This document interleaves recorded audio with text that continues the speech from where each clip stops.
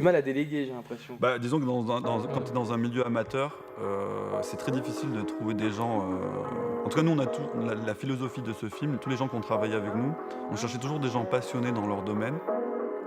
Nous on n'a pas d'argent, mais l'argent c'est les humains en fait. Et on a toujours voulu chercher des gens passionnés et qui avaient des vraies compétences dans leur domaine respectif, comme nous dans notre film. Maman, faut qu'on parle. Mon corps est en pleine croissance. Il me faut... 7. Ickerman.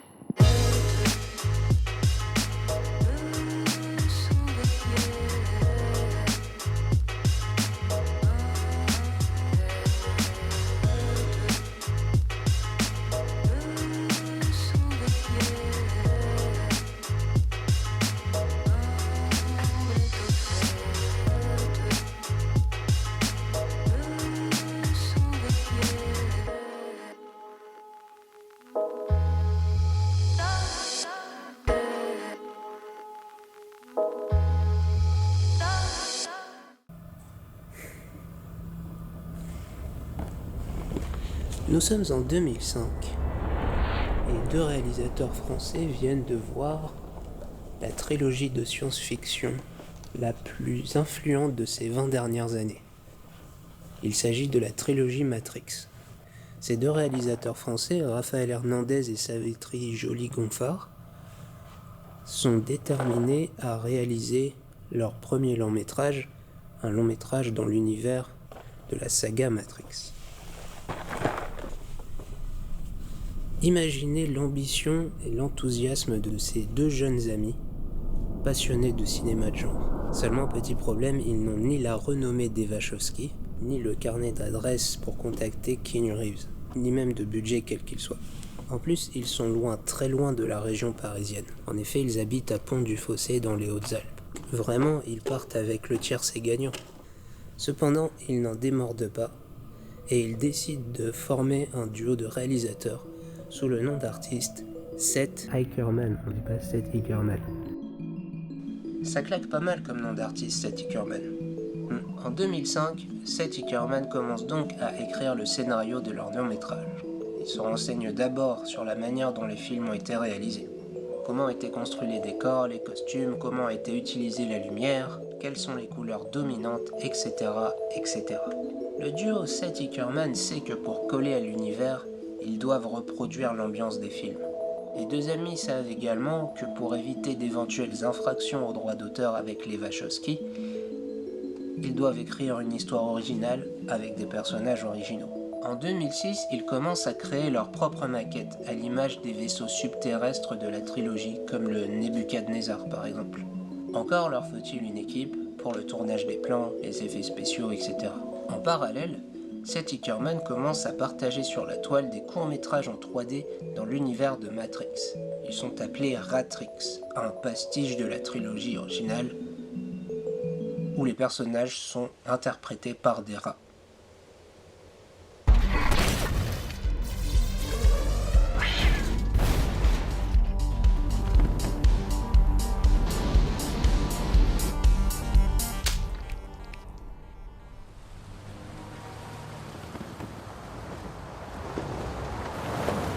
À force de traîner sur les forums de passionnés pour rechercher des informations et partager leurs avancées, ils finissent par attirer l'attention d'experts dans leur domaine prêts à travailler bénévolement et de leur mieux sur le prochain Matrix, Made in France. Leur équipe se constitue donc peu à peu et le tournage de longue haleine du film finit par attirer l'attention et intriguer les journalistes du milieu. Curieux de savoir ce qui a bien pu pousser le duo de réalisateurs à s'aventurer dans une telle entreprise. Lorsqu'on leur demande en 2009 pourquoi ils ont continué lorsqu'ils ont vu tout le temps que ça leur prenait, ils répondent ceci. Non, mais on a besoin de rien, de toute façon tous les matins on se lève, on va faire le film, parce que c'est notre but quoi. Et on n'a pas d'autre chose en tête que de le finir au plus vite possible, et ça fait depuis qu'on l'a commencé, on se dit, on l'a fini dans un mois. Non. On a encore le courage, ouais, non, c'est clair que c'est étrange. Traduction, ils se sentaient trop près du but pour abandonner après tous ces efforts. Pendant 6 années, sans relâche, ils vont concrétiser leur vision initiale. Ça veut dire aucune rentrée d'argent, aucune sortie entre amis, le duo se concentre uniquement sur leur long métrage, ce qui générera d'éventuelles disputes avec leur entourage et notamment leur famille. Ça. Bon, maintenant aussi, on a passé des différents stades, quoi. Au début, ils ne comprenaient pas trop, puis comme ils ont vu que finalement on lâchait pas l'affaire, ils doivent se dire qu'ils savent ce qu'ils font. Nous nous rendons compte avec les années que la créativité initiale de Seth Ickerman a laissé place à une passion artistique. La passion artistique qui leur engendre de facto une communauté de fidèles dans toute la France et même à l'étranger, curieux et impatients de savoir et de découvrir le long métrage finalisé. En avril 2010, un premier court-métrage nommé Ratrix Hero est publié sur la toile. Et un an plus tard, en juin 2011, sort Kaidara, le premier long-métrage de Seth Ickerman, sur Dailymotion et YouTube. The one is an idol. He does not exist. Everyone has a force. You only need to realize it to develop it.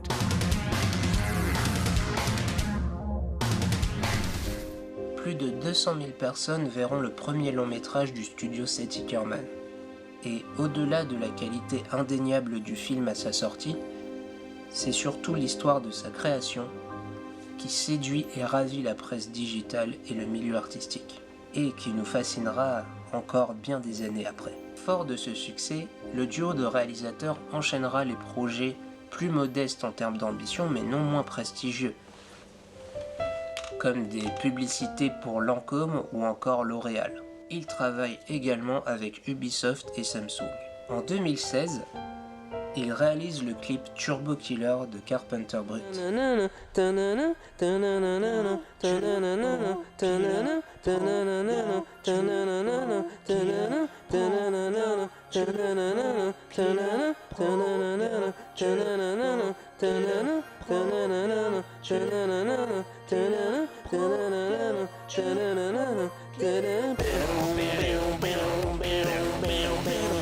Le clip puise ses références dans les films de science-fiction des années 70 et 80.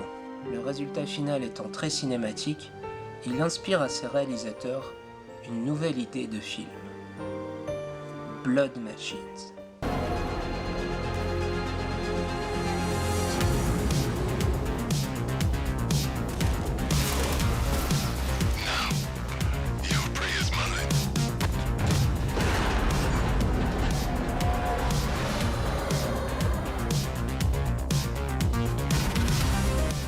Après 3 ans de travail et grâce au financement participatif de leurs fans, Seth Ickerman et Carpenter Brut dévoilent leur nouveau long métrage Blood Machines dans les festivals du monde entier.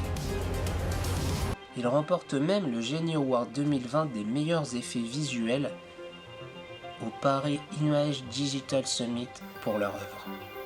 En conclusion, pourquoi je vous raconte tout ça ?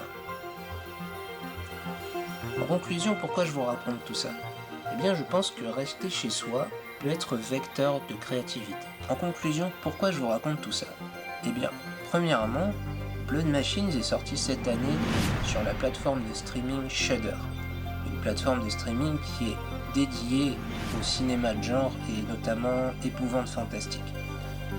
La deuxième, et c'est vrai qu'on a tous été un peu isolés ces derniers temps, mais je pense que l'isolation n'est pas forcément un frein à la créativité, à la création.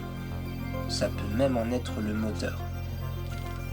Qui sait ce qui serait passé si Raphaël et Savitri s'étaient retrouvés dans une autre région, s'ils n'étaient pas dans les Hautes-Alpes, au calme, tranquille, qu'est-ce qui se serait passé ? Donc vraiment, c'est ça mon message de fin. S'il y a quelque chose, il y a une idée qui a germé dans ta tête et que tu te dis c'est possible, mais pour l'instant, je sais pas comment faire, lance-toi. C'est vraiment mon message de fin. Démarre et tu verras que les choses vont se mettre en place au fur et à mesure. Ça va pas forcément être simple, mais c'est possible. Et je pense que je vais laisser le mot de la fin au duo Seth Ickerman. Merci d'avoir regardé et à bientôt. Moi, je pense que la réalité, c'est de faire ce que tu aimes et vivre ta passion. Donc, je pense qu'on est plus dans la réalité que les gens qui font peut-être des boulots qui leur apportent un peu d'argent et qui sont pas, ça leur plaît pas ce qu'ils font, ben moi je pense qu'on est plus nous dans la réalité en faisant ce qu'on aime. Voilà. Et un jour, si ça paye, c'est cool, on pourra Oui, pour l'instant, développer c'est la le vie de concept. bohème. C'est la vie de bohème pour l'instant. On est des artistes sans argent.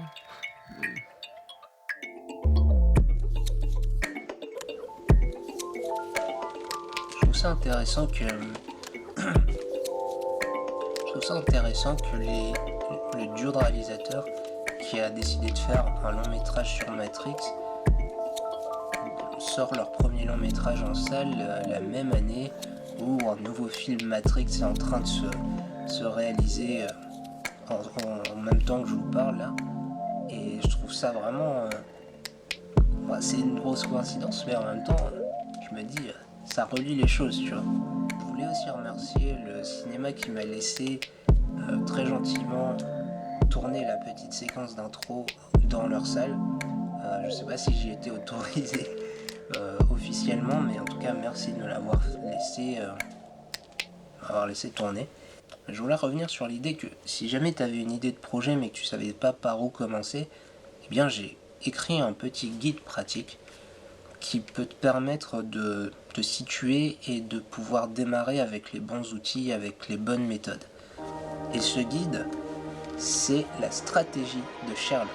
La stratégie de Sherlock, c'est un ouvrage que j'ai écrit et qui va te permettre de devenir un naturel dans la compétence de ton choix en 6 semaines. Par exemple, si tu veux réaliser un film ou apprendre à faire des maquettes, des effets spéciaux, la stratégie de Sherlock, ce n'est pas juste un guide avec 100% de théorie. Il y a aussi de la pratique et de la mise en application. Ce qui va te permettre de savoir exactement où tu te situes dans ton apprentissage à chaque étape et te permettre d'avancer dans les meilleures dispositions. Tu pourras retrouver la stratégie de Sherlock et bien d'autres bonus sur mon site web et aussi sur ma page Instagram @ConeyFranchise. D'ici là, je te dis bonne visite, lance-toi et